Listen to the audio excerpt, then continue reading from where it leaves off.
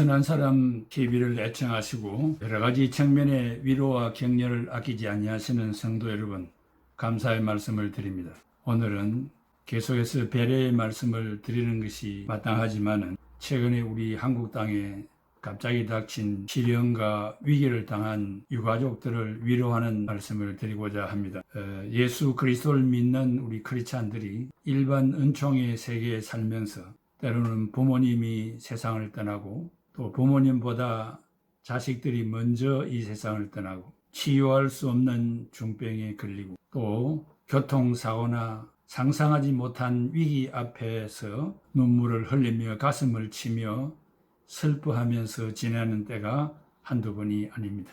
이것은 비록 구원받은 크리스찬들이지만은 이 세상에서 일반 은총의 세계에서 살 때는 당연히 부모님이 자식이 또 여러 가지 상황에서 어려움을 당하고 살아가는 것이 마땅한 일이라고 생각합니다. 그것은 우리의 부주의로 오는 수도 있고 나는 원치 아니했지만은 타자에 의해서 고통과 어려움을 당하는 때도 있고 전쟁이 일어나서 전사를 당하는 때도 있고 그 상황 따라서 여러 가지 시련 속에서 살아갈 수밖에 없는 우리들이다라고 생각하셔야 되고 왜 예수 그리스도를 믿는 우리들이 불신자와 똑같은 이런 고통과 시련과 위기를 당하면서 살아야 되느냐라고 생각해서는 안 될 것입니다. 이것은 나이가 꼭 많아서 이 세상을 떠나는 것도 있지만은 젊어서나 늙어서나 그 언제나 오늘 우리의 불찰로 이와 같은 시련들을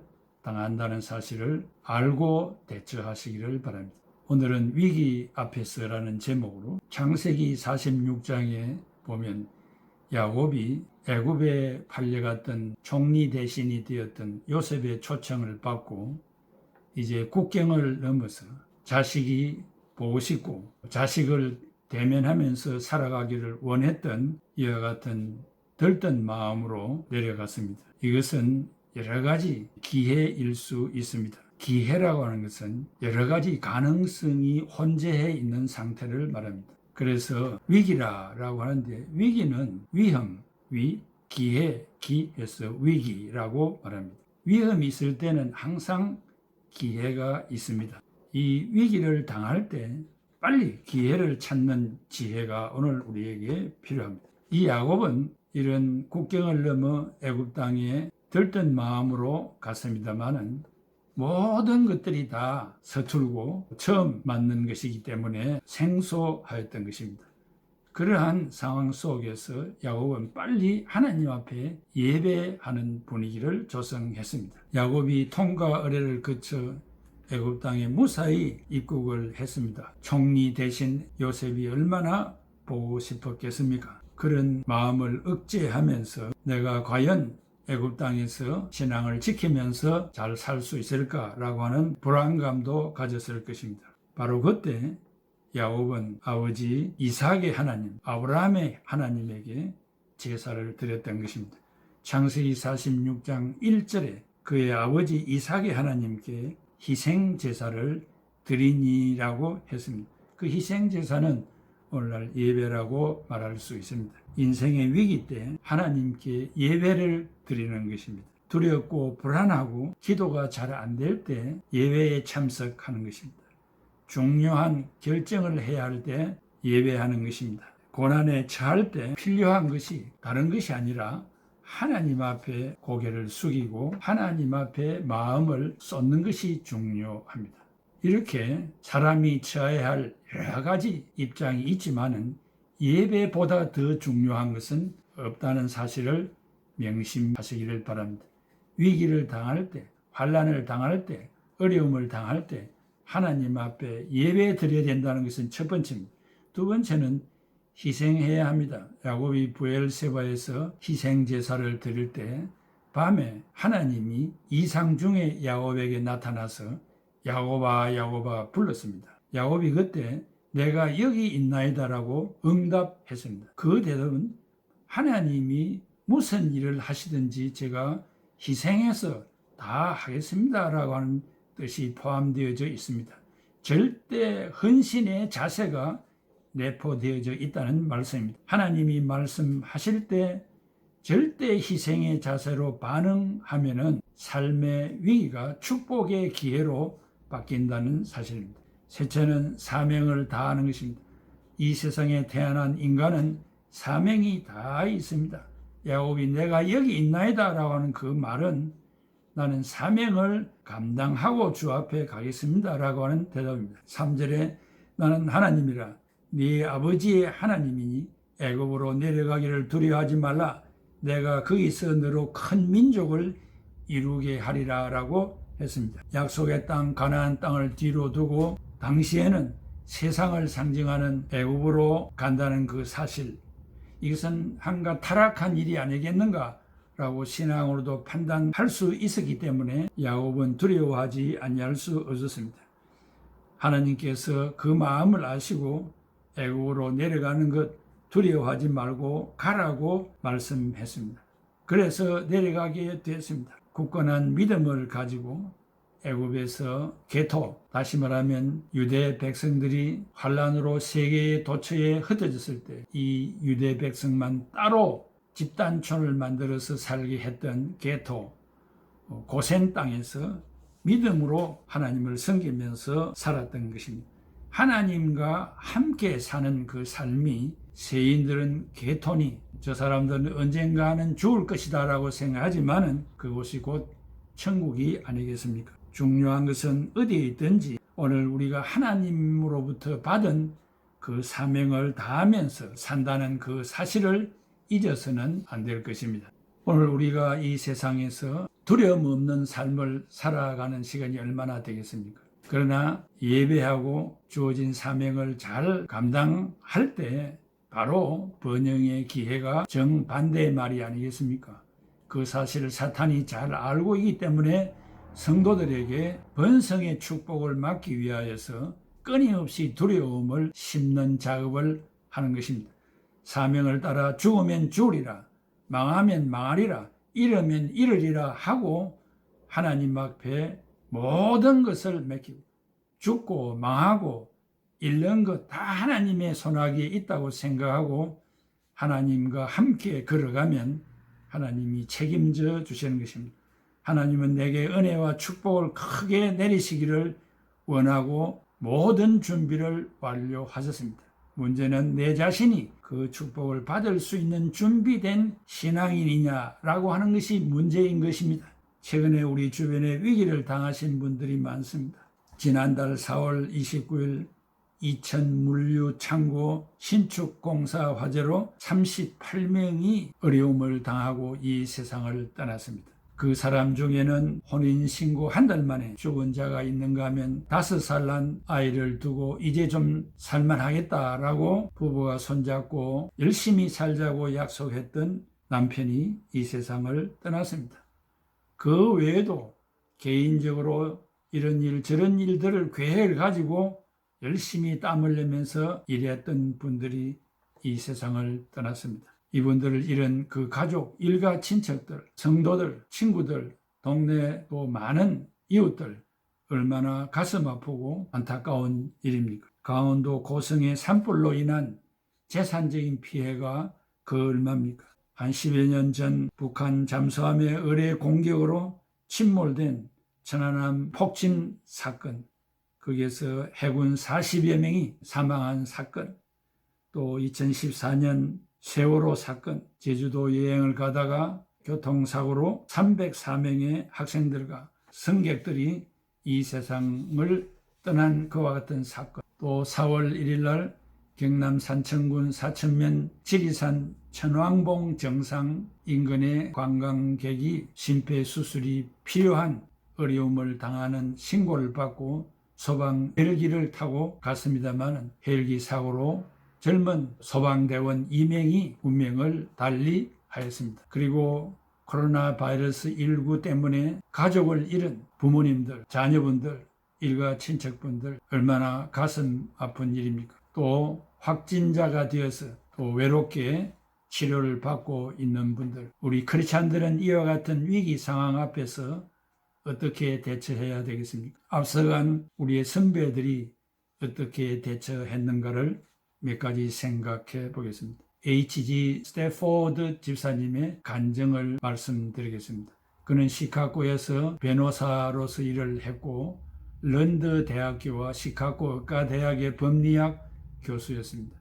무디 신학교 이사였으며 운영위원이었습니다. D.L. 무디 목사님의 절친한 친구였습니다. 무디 교회의 회계 집사로서 열심히 일했습니다. 1971년 시카고의 화재 사건 때 전 재산을 불태웠습니다. 그 얼마 전에 외동 아들이 갑자기 죽었습니다. 전 가족에게는 이렇게 절대적으로 휴식이 필요한 시기였습니다. 그래서 1873년 아내와 4명의 딸이 미국에서 유럽으로 여행을 떠났습니다. 자기는 무디 목사님을 좀 도와주고 며칠 후에 떠나서 유럽에서 다시 만나기로 계획을 잡았습니다. 1873년 11월 15일 많은 여행객을 태운 프랑스 여객선이 대서양 가운데서 영국의 철갑선 라키슨호와 정면 충돌을 해서 4명의 딸이 익사하고 부인만 물 위에 떠올라서 구명복을 입고 살았습니다. 이 사실을 전문으로 받은 스태포드 집사님은 배를 타고 그곳을 지날 때 선장이 설명을 해줍니다.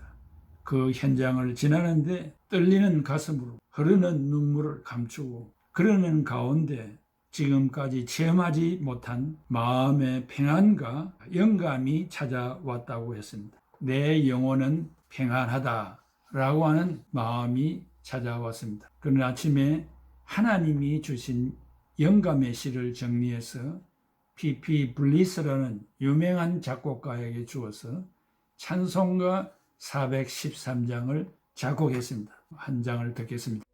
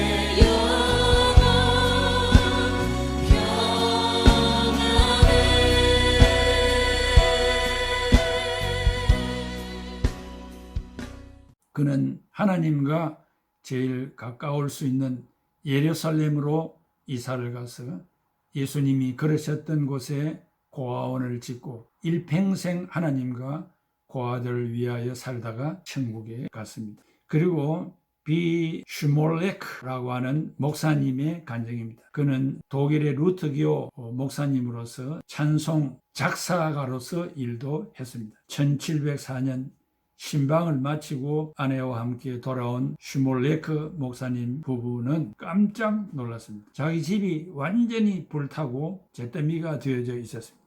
정신없이 두 아들의 이름을 부르면서 그 잿더미 속을 헤치고 들어가서 어린 두 아들이 부둥켜 안고 잿더미로 발견이 되었습니다. 그 순간 하늘이 무너지는 것 같아서는 목사님 부부는 주님의 위로를 느끼면서 바로 자기의 마음에 떠오르는 성경 말씀 마음 14장 36절에 예수님이 겟세마네 동산에서 하나님 앞에 부르짖었던 말씀 나의 원대로 마옵시고 아버지의 원대로 하옵소서 이것을 외쳤다고 했습니다. 어떤 고통이나 슬픔 중에도 전적으로 하나님을 의지하겠습니다. 주의 뜻대로 하시기를 간구했습니다. 그리고 그는 549장을 작곡을 해서 애창가로 부르고 있습니다. 목사님 부부는 어떤 위로를 받았는지 찬송가를 듣겠습니다.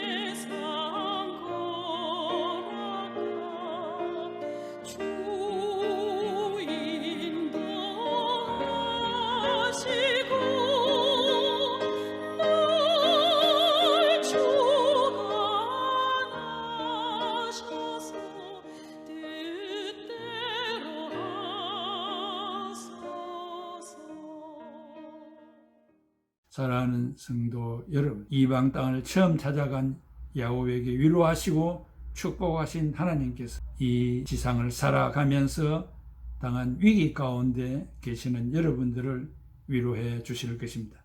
문제는 이러한 위기 앞에서 우리가 어떻게 대처하느냐가 가장 중요한 것입니다. 선한 사람 TV는 위기 앞에 선 여러분들을 주님의 이름으로 위로를 드립니다.